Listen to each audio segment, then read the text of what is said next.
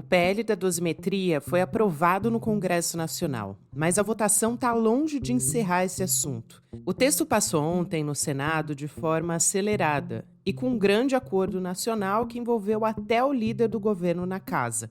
Eu fiz, sem consultar o presidente da República ou a ministra Gleice, porque eu acho que quem está na política tem que ter coragem de se arriscar. A política sem risco não tem graça. Me arrisquei e não me arrependo. Senadores da base reclamam nos bastidores e fazem críticas pesadas sobre a forma como a matéria foi conduzida. Em meio a tudo isso, a Câmara dos Deputados reagiu. Líderes partidários foram ao STF apontando vícios na condução. Estamos com um mandado de segurança pronto para entrar no STF para recorrer. Exatamente. A gente disse desde o começo da tramitação lá da Câmara que o projeto que foi votado na Câmara era um libera geral. Além da questão do 8 de janeiro, ia beneficiar crime ambiental, organização criminosa, uma série de coisas. A discussão deixou de ser só jurídica, virou uma disputa política aberta entre poderes e expôs contradições dentro da base do governo, abrindo uma crise também com os aliados. Quinta-feira, 18 de dezembro de 2025.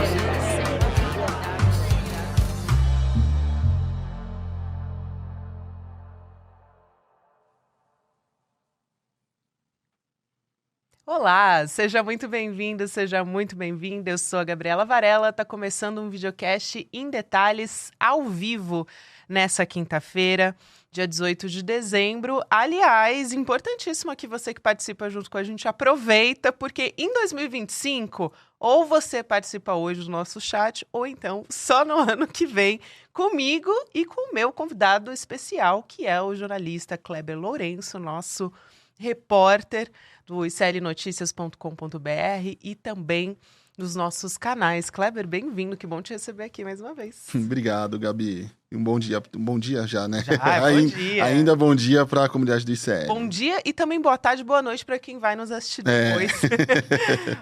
ou nos ouvir pelas plataformas de áudio. Nosso chat aqui participando junto com a gente, mandando de onde eles estão falando e acompanhando aqui a nossa conversa. E claro que a nossa última conversa aqui no programa não poderia deixar de ser o PL da dosimetria.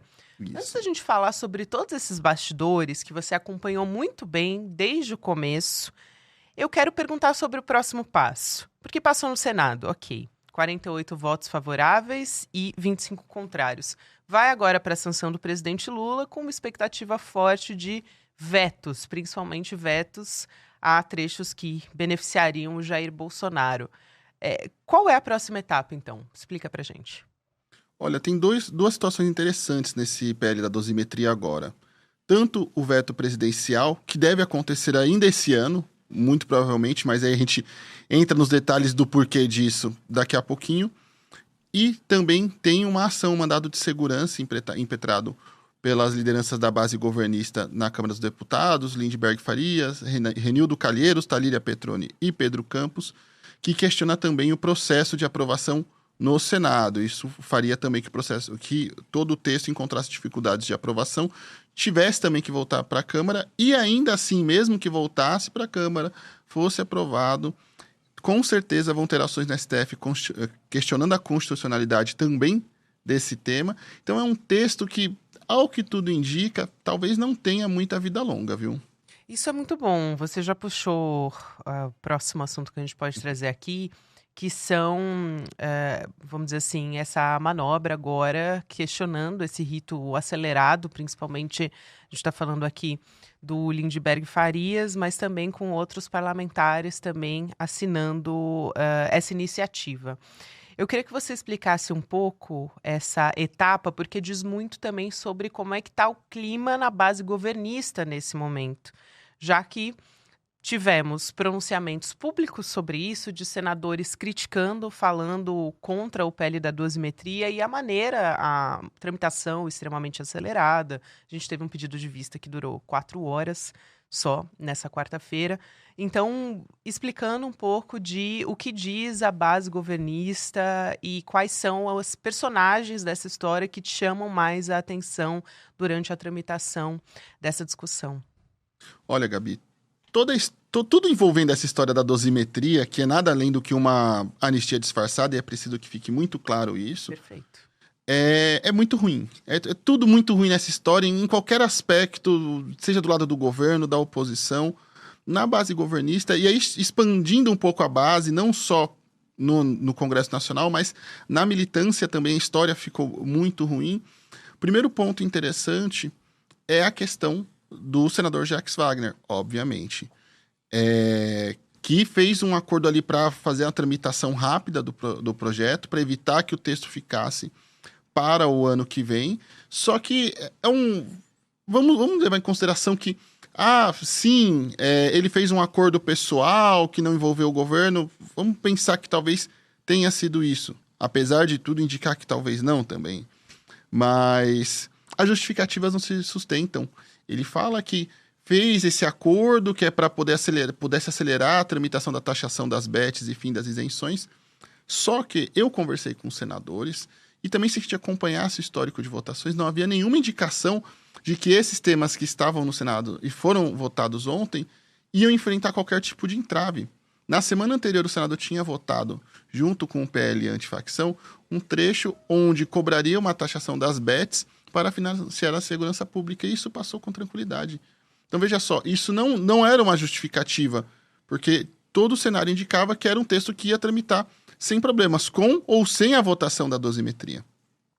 Além disso, a atitude do Jacques Wagner expôs muito os apoiadores do governo. Otto Alencar, Renan Calheiros, que passaram semanas ali criticando a proposta. Semanas não, meses, né? Esse debate assim se arrastou ao longo do ano todo. Então, eles foram muito vocais nisso, eles fizeram muitas críticas. Otto Alencar, até o início da semana, até um dia antes, estava ali dando entrevistas, falando de forma enfática.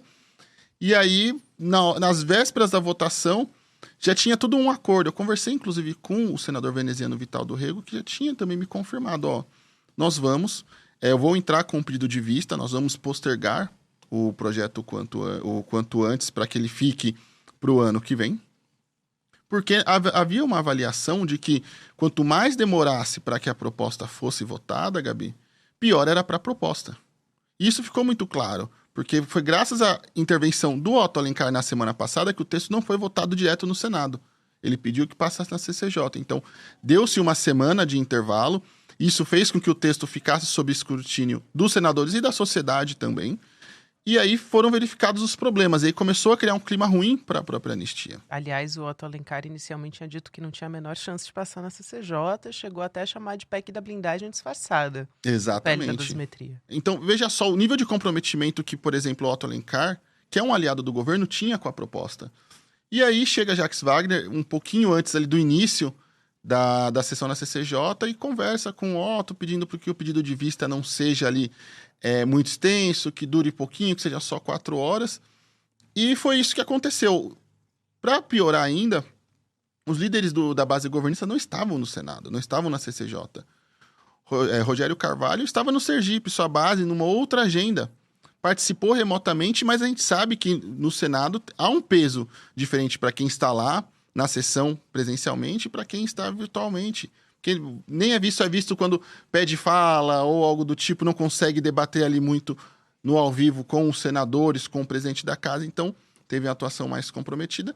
E os demais estavam em reuniões do Palácio do Planalto, que chamou uma reunião com 1 mês ou mais de antecedência, mas que não pensou em talvez mudar o horário, mudar a data de uma reunião ministerial que poderia ter acontecido em outro momento, e aí tirou também os demais líderes dali. Tanto é que o próprio Otto Alencar ressaltou no plenário da CCJ de que não haviam líderes governistas ali. E isso reflete também numa outra atitude muito importante, Gabi. No momento que foi votada na CCJ a dosimetria, ou anistia, eu tenho muita resistência em falar dosimetria, Gabi, mas... Porque é uma anistia disfarçada. É o uma melhor nome para descrever, para ficar mais didático para quem está nos ouvindo. Mas, fato, é o nome do PL, enfim, que se popularizou e que todo mundo sabe do que a gente está falando. Mas sim, vamos entrar a dosimetria, eu fico com uma impressão de que é uma tentativa de enganar as pessoas. Isso. É terrível. Mas tanto é que nesse momento, tanto o Otto Alencar quanto o Renan Calheiros não participaram da votação. O Renan Calheiros, no seu discurso na CCJ, falou: eu não vou participar dessa farsa. Então isso criou um clima muito ruim entre os senadores da própria base que estavam lá discutindo, defendendo a queda da proposta. E aí, no último segundo, o líder do governo no Senado vai e dá de ombros para toda a articulação que foi feita nas últimas semanas para derrubar o texto. Mais uma vez, é tudo muito ruim no entorno dessa história da dosimetria anistia. Tem muitos comentários chegando aqui no nosso chat, Kleber. Eu até quero dividir um pouco de posicionamentos e um pouco algumas pessoas perguntando também. A Amélia diz: ministros, na verdade, do STF se manifestam nos autos, não tem que ficar desmentindo fuxico, fofoca de oposição e tal, que muitas vezes se coloca como aliada. E tem perguntas aqui também. Hans pergunta: por acaso o ministro Alexandre de Moraes se pronunciou a respeito dessa pseudo-dosimetria, que está mais para uma ampla anistia para criminosos golpistas?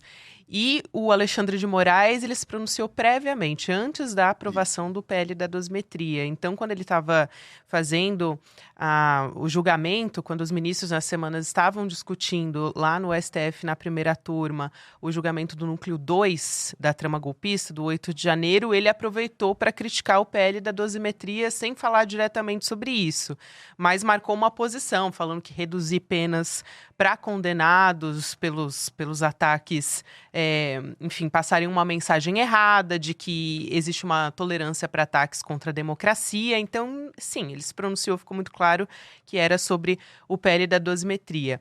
Mas acrescentando a isso, a gente tem até uma apuração que eu quero ressaltar o trabalho do nosso jornalista Luiz Costa Pinto, que há mais de uma semana, na quarta-feira passada, trouxe primeiro essa apuração, e aí um comprometimento com o que ele apurou, enfim, sobre um acordão que envolve até ministros do Supremo Tribunal Federal. E você explicou aqui em boa parte quais são as teses que corroboram com isso. Uma delas é o projeto da dosimetria vinculado a esse projeto da taxação, que envolve a taxação das bets, né, das apostas esportivas, e também as fintechs. Quero te ouvir um pouco sobre isso também, porque tem outros senadores, claro, negando, e até aquela... Você falou do Jacques Wagner, mas tem também a tese de que o Jacques Wagner agiu sozinho nessa situação. Então, acho que esse jogo e essa estratégia política, tudo isso que está acontecendo nos bastidores, é importante a gente explicar aqui para a nossa audiência também. Sim, a verdade é que, sim, o Luiz Costa Pinto ele é muito assertivo em apontar um acordo para anistia. Os termos desse acordo, quais são, quem são os envolvidos ali, tem muitos meandros ali que eu acredito que vamos saber ao longo dos próximos meses, talvez anos. Mas um fato é concreto. Essa discussão de anistia, o ano inteiro, foi usado como um grande balcão de apostas. De apostas não, de negociações. Foi sempre uma moeda de troca para alguma coisa. Tanto é que a gente tem alguns meses atrás o próprio Paulinho da Força falando que só votaria a isenção do imposto de renda até R$5.000 se fosse votada a anistia. Isso é um dos exemplos de quando foi usada como moeda de troca. E sempre ficou como uma espécie de espada sobre a cabeça do governo. Qualquer coisa que ocorresse, vinha uma liderança da Câmara, do Senado, ou até mesmo, às vezes, até o próprio Hugo Mota: cuidado que eu vou votar anistia. Vou botar anistia na mesa. Então, o tempo todo, independente do acordo que foi feito com o STF, com o governo, com o ministro Alexandre de Moraes, quem é que seja, o tempo todo a anistia foi usada como negociação por diversos atores. Um exemplo disso é que, na imprensa local, no Ceará, já se tem algumas discussões falando que, por exemplo, o PSB deu a maioria dos seus votos para a dosimetria no Senado por conta de uma articulação do próprio Cid Gomes, que estaria articulando a favor do seu irmão Ciro Gomes para que tenha o apoio do PL na disputa ao governo estadual no estado. Ainda, é claro, está numa discussão muito preliminar. Eu li algumas reportagens da mídia regional sobre isso, mas só para você ter um exemplo, Gabi, de como a anistia não passou de uma grande moeda de troca para diversos atores na política nacional. Isso. Então, além desse acordo noticiado pelo Luiz Costa Pinto numa excelente reportagem, a gente tem várias outras negociações que ocorreram em bastidores e em outras situações por isso. No Então, paralelo. eu não discordaria, não ficaria espantado também se, inclusive, essa fala do Jacques Wagner e essa articulação dele não partisse de algo próprio dele, para além das outras negociações que tem de bastidor sobre isso, porque são tantas articulações, tantos interesses e tantas pessoas que se valeram da anistia ao longo dos últimos anos para barganhar coisas com o governo ou com a oposição, que tudo é possível. E, mais uma vez, só deixando bem claro como tudo, enfim, no entorno dessa história é muito ruim e soa muito ruim. Claro, isso é muito ruim porque a gente está falando aqui de algo, enfim, que tem uma lógica espúria, que a gente está falando de troca, mas no fim das contas é essa a palavra, talvez, porque a gente está fazendo a gente está vinculando um tema de natureza democrática que precisa de uma manutenção e uma vigilância constante, que é a manutenção da nossa democracia, e uma matéria, enfim, a gente citou vários aqui elementos, seja uma matéria de arrecadação, ou enfim, mas que tem outros interesses. Então, é muito delicado numa democracia como a nossa, a gente, e também com o histórico de não punir golpistas, principalmente militares, você dá uma resposta como essa e numa semana também que se tem uma manifestação, um posicionamento da sociedade, deixando muito claro qual é o interesse da sociedade. Eu te pergunto também a respeito do Jacques Wagner, sobre essa hipótese de que ele agiu sozinho e tal, saiu uma apuração da Daniela Lima, também repórter do UOL, sobre a possibilidade do Jacques Wagner deixar a liderança em 2026. Se você ouviu alguma apuração nesse sentido, enfim, e muita gente aqui no chat falando justamente sobre esses posicionamentos controversos já do Jacques Wagner, que não são de hoje, não é exatamente uma novidade o que a gente está conversando aqui. Exatamente. Sobre o Jacques Wagner, o governo demorou para tirar ele da liderança. Já faz tempo, independente da história da dosimetria e afins, já faz muito tempo, inclusive eu falo isso em artigos, já comentei isso aqui no ICL algumas vezes, que o Jacques Wagner estava de costas para o governo e ele é uma pessoa que assumiu uma postura de eu faço o que eu quero, eu banco o que eu quero e é isso, sabe? Um exemplo gritante do que estava por vir pro governo foi numa discussão ali ao longo do início do ano sobre aquela projeto de lei que limitava as decisões monocráticas de ministros do STF. O governo tinha uma orientação contra, o PT tinha uma orientação contra, via-se aquela manobra como um ataque à corte, uma retaliação em relação ao julgamento da tentativa de golpe. E o Jacques Wagner, que acho que vale frisar isso muito, líder da bancada governista no Senado, votou a favor da proposta e, quando questionado por isso, se sentiu de direito de dizer que estava dando um voto meramente pessoal. Então, sabe, já é absurdo demais um parlamentar querer falar que vai dar um voto pessoal e fica por isso mesmo. Um parlamentar, acima de tudo, é alguém eleito pelo povo. Então, ele não tem esse direito de ter posições pessoais. Não tem. Ele tem as decisões ali da sociedade, dos eleitores e afins. Mas ainda mais um líder de bancada que faz orientação de voto, que faz articulação, e inclusive neste caso, representando o governo. Então, ele foi lá e disse isso. Então, já dava um sintoma e o governo demorou para isso. Mais uma vez, indo pela tese de que ele fez isso de forma individual, então o governo participou desse acordo de forma indireta. Ou direta, como tem na matéria do Luiz Costa Pinto, ou indireta, porque tinham todos os problemas de Jacques Wagner e mantiveram o Jacques Wagner à liderança num posto importante, com todos os problemas, e ele sofreu mais uma exposição. Não é a primeira exposição que Jacques Wagner causa ao governo por posições pessoais, por assim dizer, e reiteradas vezes ao longo dos últimos 2 anos, ele falou várias vezes em defesa de uma redução de pena, ou tentando atenuar a questão do 8 de janeiro, ou em relação ao golpe, aos líderes golpistas. Ele deu várias declarações problemáticas, ele foi alvo de críticas várias vezes por posicionamentos que acho que dá para dizer até mais favoráveis ao 8 de janeiro, pró-8 de janeiro.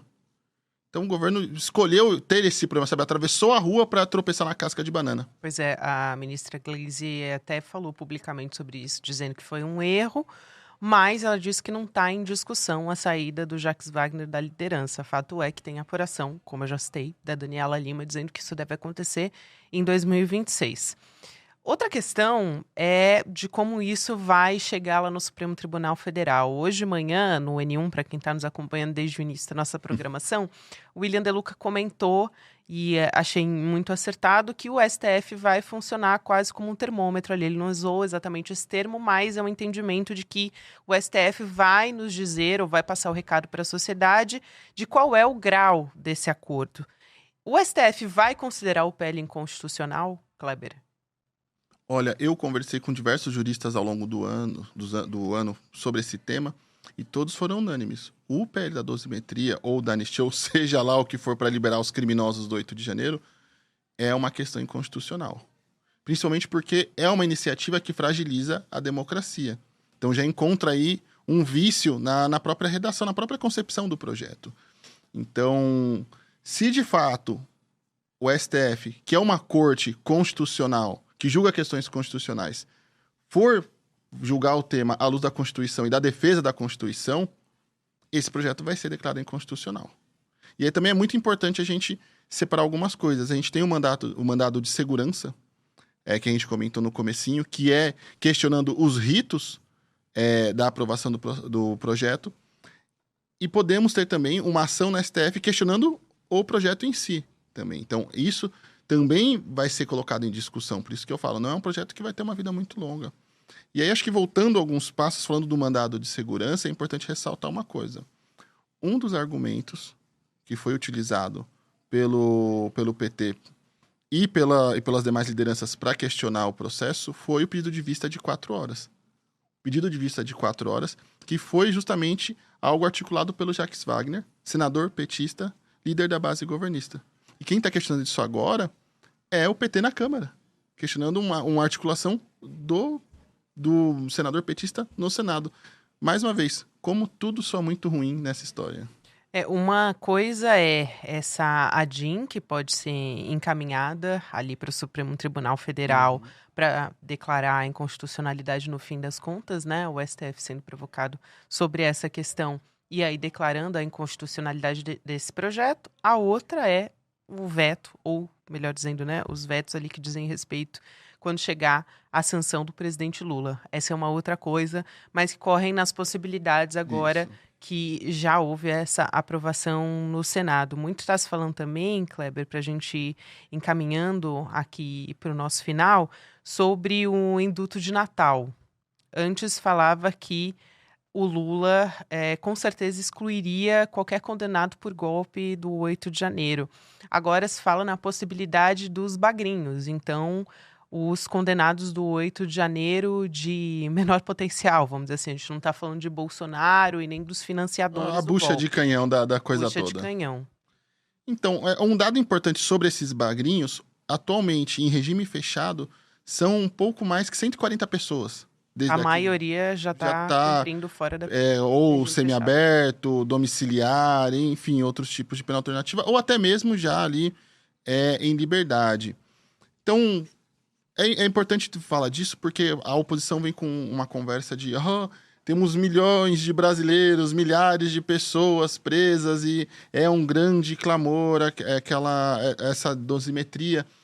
Não é. Primeiro, saiu uma pesquisa Atlas hoje e mostrou que 60% dos brasileiros são contra a dosimetria.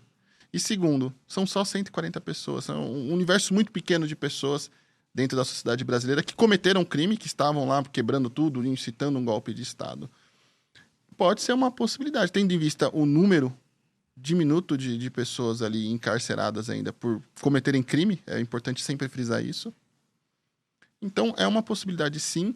Eu conversei essa semana com o Marivaldo Pereira, que é o secretário de Assuntos Legislativos do Ministério da Justiça, e o que ele me disse sobre essas possibilidades de veto e afins é de que, sim, o governo ia esperar a aprovação do texto para fazer o veto. E essa história de indulto começou a circular nos últimos dias, mas não acho que vai ter vida longa. Por quê? O governo pegou muito mal para ele a história de que o Jacques Wagner fez um acordo, de que o governo fez um acordo, de que há um acordo para aprovar a anistia. É muito ruim. Muito ruim para o governo e pior ainda para os próprios apoiadores do governo. Hoje o governo ele tem uma luta hércule para ter uma boa aprovação. E imagina se você fica mal até com quem já te apoia, Gabi. Então, eles têm uma preocupação muito grande com isso. Então, acho que até por conta da repercussão dessa situação envolvendo Jacques Wagner, as falas de Renan Calheiros, as falas de Alessandro Vieira e afins, dão um tom disso. E aí, um último ponto sobre também essa história do acordo, que é interessante ressaltar, que o senador Alessandro Vieira falou reiteradas vezes ontem de que Alexandre de Moraes atuou na redação, e o deputado Paulinho da Força, que foi relator do texto na Câmara dos Deputados, também falou várias vezes abertamente que tinha aprovação do ministro Alexandre de Moraes, que ele tinha visto o texto, que a redação atual era aprovada por ele.